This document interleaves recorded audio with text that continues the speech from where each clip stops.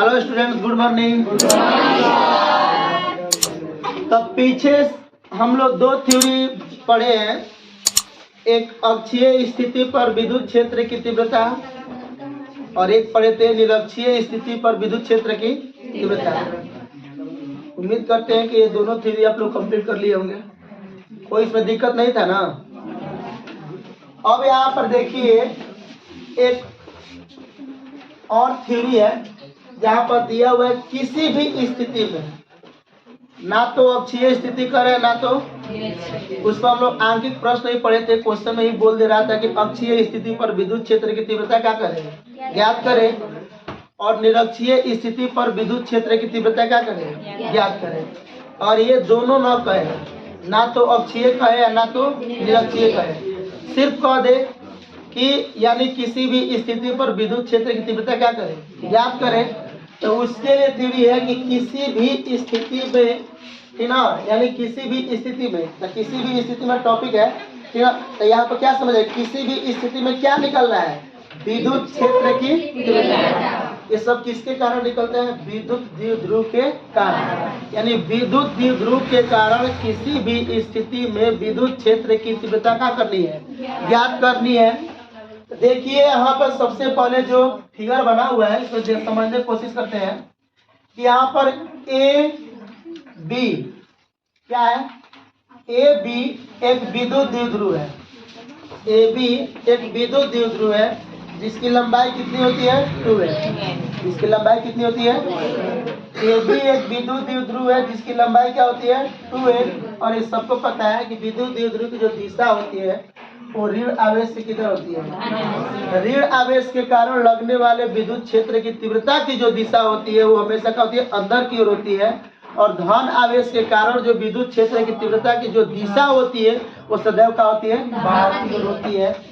यहाँ पर दिया गया है जिसे ओ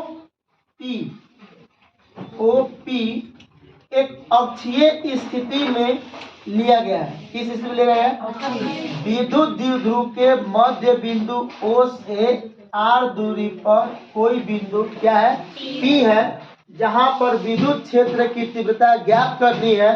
और जहां पर विद्युत क्षेत्र की तीव्रता ज्ञात करनी है उसका निर्देशांक क्या है, R थीटा है। निर्देशांक क्या है, R थीटा है। अब यहाँ पर अक्षीय स्थिति, तो अक्षीय स्थिति किस अक्ष के अनुदिश होता है, एक्स अक्ष। किसका अनुदिश होता है, एक्स अक्ष के क्या होता है, अनुदिश होता है। और निरक्षीय जो स्थिति होती है वो सदैव क्या होती है, वाई अक्ष के अनुदिश होती है। तो यहाँ पर हम लोग क्या करें कि जो विद्युत द्विध्रुव है जो ओपी है, ओपी के लंबवत, नीचे हम लोग अक्षीय और निरक्षीय में संबंध पढ़े होंगे कि जब हम लोग अक्षीय स्थिति को 90 डिग्री पर हम लोग जब घुमा दिया जाता है तो वो अक्षीय स्थिति निरक्षीय स्थिति में क्या होता है, तो 90 डिग्री पर घुमाने का मतलब क्या होता है कि निरक्षीय स्थिति अक्षीय स्थिति के सदैव क्या होता है, लंबवत होता है। यानी द्विध्रुव आघूर्ण क्या होता है, लंबवत होता है, ठीक ना। द्विध्रुव आघूर्ण को निरूपित करते हैं P द्वारा, उसका क्या होता है, हमेशा लंबवत होता है। तो यहाँ पर हम लोग एक निरक्षीय स्थिति की कल्पना किया गया है। क्या किया गया है, कल्पना, डॉट डॉट लाइन है ना, कल्पना किया गया है। और ये हम लोग किस अक्ष के अनुदिश होता है, वाई अक्ष के अनुदिश होता है। किसका अनुदिश होता है, वाई अक्ष के अनुदिश होता है। तो वाई अक्ष के अनुदिश साइन थीटा होता है, कॉस थीटा होता है, साइन थीटा। तो वाई अक्ष के अनुदिश जो पी वाई जो द्विध्रुव आघूर्ण होगा वो क्या होगा, पी साइन थीटा होगा। और एक्स अक्ष के अनुदिश पी एक्स बराबर पी कॉस थीटा होगा। अब यहाँ पर देखिए ये बाहर की ओर, तो O से R दूरी पर कौन बिंदु है, P है, जहां पर विद्युत क्षेत्र की तीव्रता क्या करनी है। अब अक्षीय स्थिति कर रहा है, तो अब ये जो बाहर की ओर गया है और इसी के समांतर एक और कल्पना किया गया, किसके अनुदिश, निरक्षीय अनुदिश, कौची है, निरक्षीय है। अब इन दोनों सदिशों को मिलाने वाला एक कौची है, परिणामी है, कौची है, तो परिणामी ये अक्षीय के लिए विद्युत क्षेत्र की तीव्रता है और एक किसके लिए, निरक्षीय के लिए। और इन दोनों का अक्षीय और निरक्षीय का परिणामी जो विद्युत क्षेत्र की तीव्रता है वो कौन सी है, ई आर। क्या दिया हुआ है, ई आर। तो ये बताइए कि सदिश के लिए अगर ई आर के मान निकालना होगा तो आप क्या करिएगा, अंडर रूट एक्स अवयव का स्क्वायर प्लस वाई अवयव का स्क्वायर, तो इसके लिए होता है ई एक्स के स्क्वायर और प्लस का होता है ई वाई के स्क्वायर। तो सबसे पहले आपको पता करना पड़ेगा कि एक्स अक्ष के अनुदिश यानी कि अक्षीय स्थिति, एक्स अक्ष जो है एक अक्षीय है और ई वाई जो है वो कौची है, निरक्षीय है, ठीक ना। तो ध्यान दीजिएगा इसमें क्या लिखा जाएगा, उस चीज को आप लोगों के सामने हम रिपीट कर दे रहे हैं कि माना कि ए बी एक विद्युत द्विध्रुव है, माना कि ए बी एक विद्युत द्विध्रुव है जिसकी लंबाई क्या है 12 है, तथा उसका द्विध्रुव आघूर्ण क्या होगा पी वेक्टर या पी होगा, ठीक ना। विद्युत द्विध्रुव के मध्य बिंदु ओ से आर दूरी पर कोई बिंदु पी है जिसका निर्देशांक कौन सी है, आर थीटा।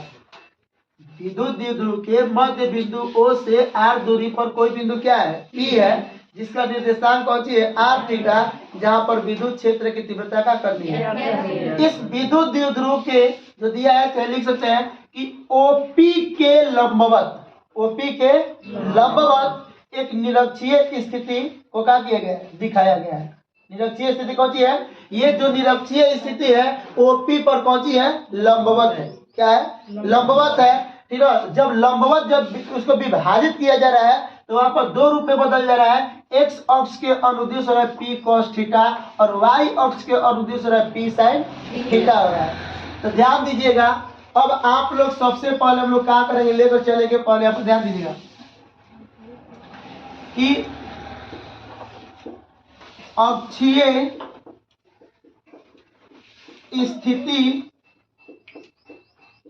के कारण विद्युत क्षेत्र की तीव्रता होगा, किसके कारण, अक्षीय स्थिति के कारण विद्युत क्षेत्र की तीव्रता होगा।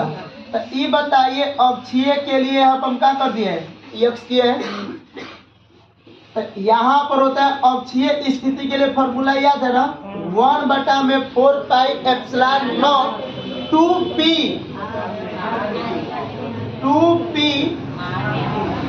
आर पैपली है 2px हो जाएगा ना। देखिए यहाँ पर अक्षीय स्थिति के जो अनुदिश होगा हम लोग को, तो क्या होता है हम लोग को 2p, क्या होता है 2p। देखिए आर कब होता है, आर आप लोगों को तब होता है जब एल का मान नगण्य नहीं होता है, तब के लिए होता है। और एल के मान जब नगण्य होता है तो यहाँ पर तो एल के मान नहीं ना चर्चा किया जाए है। इसका मेन फॉर्मूला कौन है, क्योंकि आप लोग जो अक्षीय और निरक्षीय जो निकाले थे, तो बताओ कि एल दूरी पर निकाले थे कि आर दूरी पर निकाले थे, आर दूरी पर।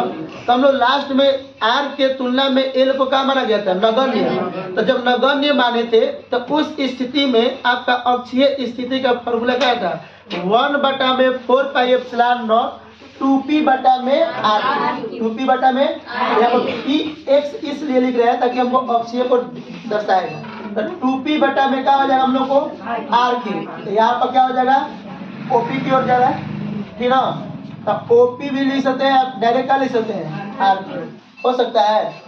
अब यहाँ पर देखिए इसका जो दिशा होगा हम लोग को, यानी किसके अनुदिश होगा, ओपी वेक्टर के क्या होगा, अनुदिश। यहाँ तक समझ में आ रहा है। तो आप लोग का यहाँ पर ई एक्स वेक्टर बराबर क्या हो जाएगा, 1/4 pi epsilon not 2 E x के बाद कितना रखिएगा, ई कॉस थीटा बटा में आर क्यूब। इसको मान लेते हैं समीकरण नंबर, ये किसके अक्ष के लिए हो गया, अक्षीय के लिए हो गया। यहाँ तक किसी को दिक्कत है। अब ध्यान दीजिए बाबू कि अब हम लोग चले किसके लिए, निरक्षीय स्थिति के कारण विद्युत क्षेत्र तीव्रता का मान होगा। तो इसके लिए कौन सी है, ई वाई।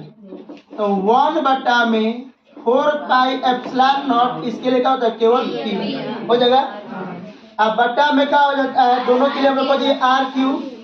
इसका जो होगा यानी इसका जो दिशा होगा ओपी वेक्टर के क्या होगा, लंबवत। क्या होगा, हम लोग को लंबवत तुलना किया गया है। अब यहाँ पर ध्यान दीजिए, ई वाई वेक्टर बराबर 1 में 4 पाई एप्सिलॉन नॉट, ये क्या हो जाएगा, पी साइन थीटा बटा में आर क्यू। इक्वेशन नंबर कितना हो जाएगा, 2। यहाँ तक सबको समझ में आ रहा है कि नहीं? यहाँ पर एक बार ले लिया गया है कि अक्षीय स्थिति के कारण जो विद्युत क्षेत्र की तीव्रता है वो क्या होता है, 1 में 4 पाई एप्सिलॉन नॉट 2p बटा में क्या होता है, आर क्यू। और निरक्षीय स्थिति के कारण क्या होता है, 1/4 पाई एप्सिलॉन नॉट p बटा में आर क्यू। यानी अक्षीय के लिए हम लोग क्या है, एक्स अक्ष लिया गया है और निरक्षीय के लिए वाई। जहाँ एक्स और वाई है वो दर्शा रहा है कि एक्स यदि अक्षीय के लिए है और वाई किसके लिए है, निरक्षीय के लिए है। यहाँ तक सबको समझ में आ रहा है? अब बताइए, अब हमको निकालना है, अतः बिंदु P पर परिणामी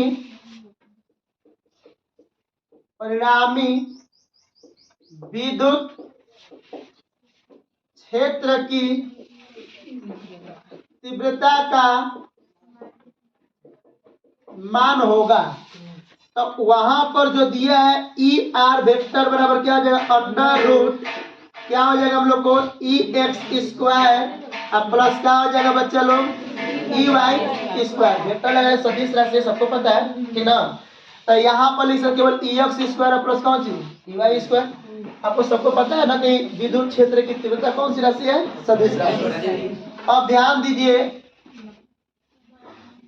अब यहाँ पर हो जाएगा आपको अंडर रूट, देखिए ई एक्स का मान कितना दिया हुआ है, 1 में 4 पाई epsilon naught 2p cos theta बटा में ये पूरा का पूरा क्या हो गया, स्क्वायर प्लस 1 में 4 पाई epsilon not p sine theta बटा में कितना हो गया, आर क्यू। अब यहाँ पर क्या हो जाएगा, स्क्वायर होगा। ध्यान दीजिएगा कि इसमें भी 1 में 4 पाई एप्सिलॉन नॉट है, इसमें भी 1 में 4 पाई एप्सिलॉन नॉट है, इसमें भी p है, इसमें भी p है, इसमें भी आर क्यू है, इसमें भी कौन सी है, ये सब के सब डबल है। स्क्वायर का मतलब कौन सी, दो बार है। तो हम कॉमन ले लेंगे, 1 में 4 पाई एप्सिलॉन नॉट p बटा में एक बार क्या हो जाएगा, स्क्वायर निकल जाएगा ना। तो इसमें क्या बचेगा हम लोग को कि केवल बचे कौन सी, 2 cos थीटा, 2 cos थीटा हो जाएगा ना। तो 2 cos थीटा के क्या हो जाएगा, स्क्वायर। तो यहाँ पर हम लोग क्या करेंगे, बड़ा कोस दे रहे हैं, ठीक ना। अब प्लस इसमें केवल क्या बच जाएगा, साइन थीटा के क्या बच जाएगा, स्क्वायर हो सकता है। अब यहाँ पर देखिए वर्गमूल का नियम है कि 2 पर 1 क्या होता है, बाहर निकल जाता है। ये बाहर निकल जाएगा 1 में 4 पाई एप्सिलॉन नॉट p बटा में आर क्यू अंडर रूट। यहाँ पर हम लोग को हो जाएगा कि 2 का वर्ग करेंगे तो कितना हो जाएगा, 4 cos स्क्वायर थीटा अब प्लस साइन स्क्वायर थीटा। अपन लिख सकते हैं, दिख रहा है, 1 में 4 पाई एप्सिलॉन नॉट p बटा में आर क्यू अंडर रूट। ये लिख सकते हैं हम लोग कि 3 cos स्क्वायर थीटा अब प्लस cos स्क्वायर थीटा अब प्लस यहाँ पर कितना दिया हुआ है, साइन स्क्वायर थीटा।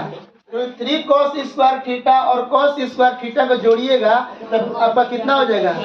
अब यहाँ पर लेकिन तोड़ देने से इसका मान कितना हो जाएगा, 1। तो sine square theta plus cos square theta का मान कितना होता है, 1 होता है। ध्यान दीजिएगा आगे,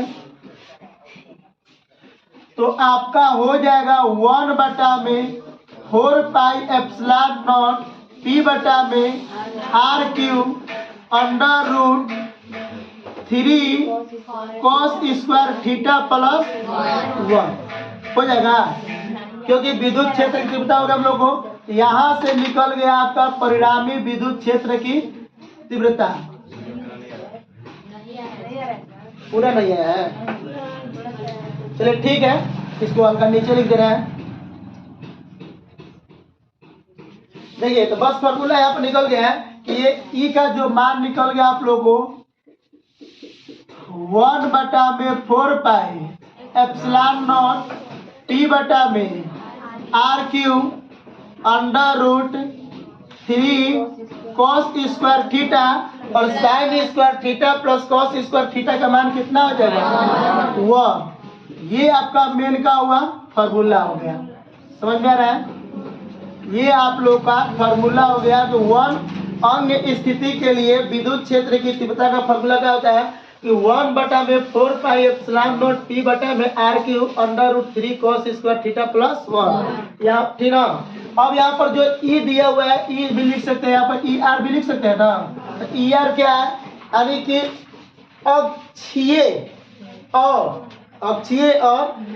अक्षीय स्थिति और निरक्षीय स्थिति के बीच बना पहुंचे परिणामी विद्युत क्षेत्र की पहुंची तीव्रता है। अब अगर मान लेते हैं बाबू, अगर आप लोग को दिशा निकालना है, डायरेक्शन, ठीक ना। तो दिशा निकालने के लिए सबको पता है कि टैन का प्रयोग किया जाता है और टैन का प्रयोग तो इसमें किया जाएगा ना, इसमें ना परिणामी विद्युत क्षेत्र तीव्रता निकाला गया है। तो ये बताइए कि टैन अल्फा बराबर क्या होता है लंब बटा में आधार। यहाँ पर त्रिभुज के माध्यम से लंब आधार देखने का प्रयत्न मत करिए। एक्स अक्ष जो होता है वो हमेशा का होता है आधार होता है और वाई अक्ष जो होता है हमेशा का होता है लंब होता है। आपका लंब का होगा हम लोग को ई वाई बिना बटा में आधार क्या होगा हम लोग को ई एक्स। तो आपका हो जाएगा टैन अल्फा बराबर ई वाई का जो मान निकाला गया है यहाँ पर दिया गया है कि 1/4 यानी P साइन थीटा बटा में RQ बटा में 1/4 2P cos थीटा बटा में तो ये कट जाएगा, P से P कट जाएगा, RQ से क्या कट जाएगा RQ।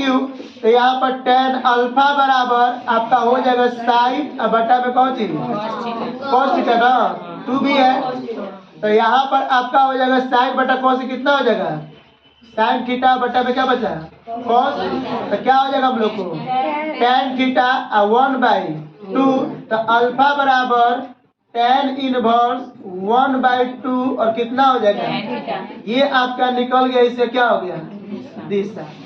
अल्फा क्या है, अल्फा अक्षीय स्थिति और परिणामी विद्युत क्षेत्र तीव्रता के बीच बना कौन सी है कोण। अक्षीय स्थिति और परिणामी विद्युत क्षेत्र तीव्रता के बीच बना कोण कौन सी है अल्फा है, जो इन अन्य स्थिति के लिए क्या बता रहा है दिशा बता रहा है। अब ध्यान दीजिए परीक्षा में अक्सर क्वेश्चन ये बोला देता है, कभी कभी क्या होता है कि केवल सीधा लिख देता क्वेश्चन कि विद्युत द्विध्रुव के कारण अक्षीय स्थिति पर विद्युत क्षेत्र की तीव्रता क्या करें ज्ञात करें। या दे सकता है कि विद्युत द्विध्रुव के कारण निरक्षीय स्थिति पर विद्युत क्षेत्र की तीव्रता क्या करें ज्ञात करें।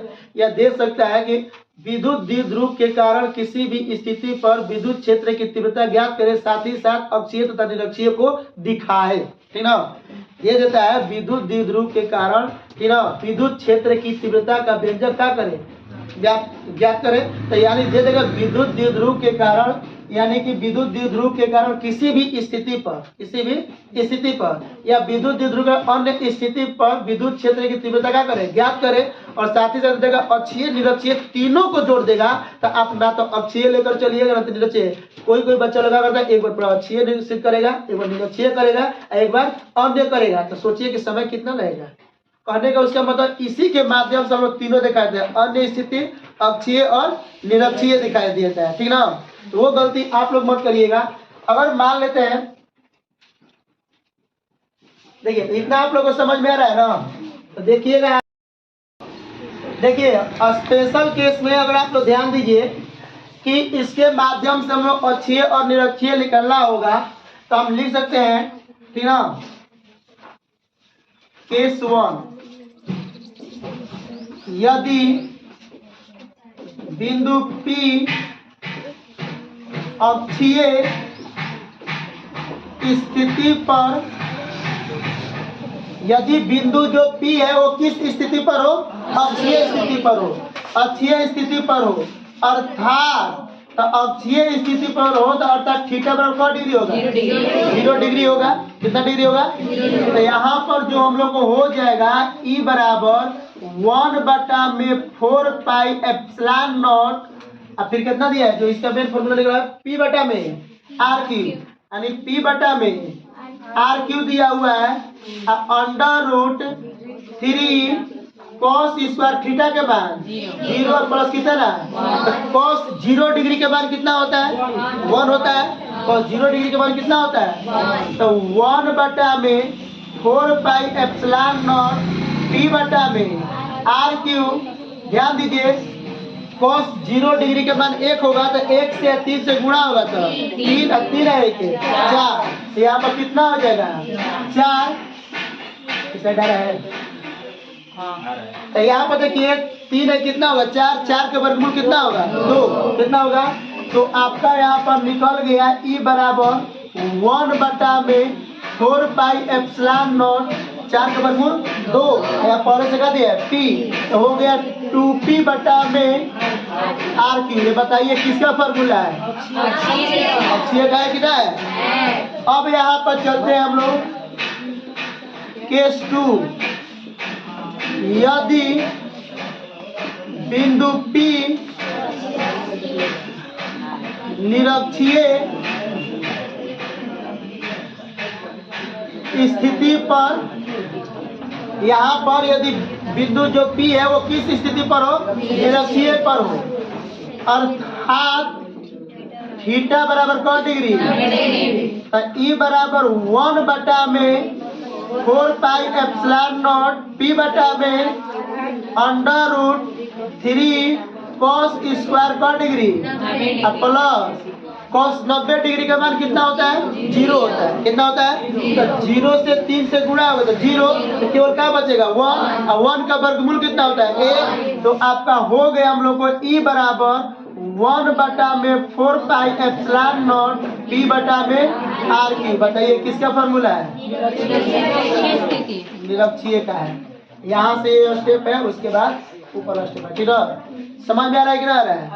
कोई दिक्कत है? ठीक है, अगर वीडियो देखिए समझ में आ रहा है तो प्लीज वीडियो को लाइक सब्सक्राइब और शेयर जरूर करें। चलिए यहाँ तक किसी को दिक्कत ना है, सब समझ में गया ना? ठीक है, अब आगे तुम लोग का टेस्ट लिया जाएगा। ठीक ना? जितना भी जैसे मैथ का टेस्ट हो चुका है, फिजिक्स का टेस्ट लेना बाकी है। तो यहाँ पर अब इसके बाद और 2-3 टॉपिक आएगा, तो टेस्ट कब लेंगे? कौन सा दिन है? दिन तो नहीं कमी, हम कौन सा दिन पूछ रहे, तू लोग कौन सा दिन बता रहे हैं? तू लोग रग में समा गया कि किस डे, फलान डे, टेडी डे, मतलब रोज डे, वैलेंटाइन डे, कौन डे पूछ रहे हैं? आप लोग कौन डे बता रहे हैं? मतलब कि ये सब मनाते रहिएगा ना, एक दिन कौन डे मनाने के काबिल रहिएगा, बता दें।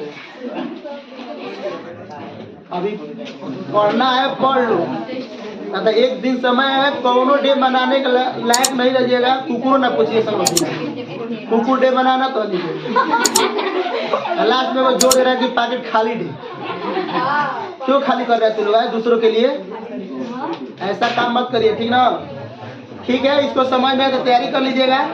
ठीक, और लाइक सब्सक्राइब और अपने दोस्तों के पास शेयर जरूर करिएगा और कमेंट भी करिएगा। देखिए अगर अच्छा लगे वीडियो तो आप लोग कमेंट जरूर करिएगा।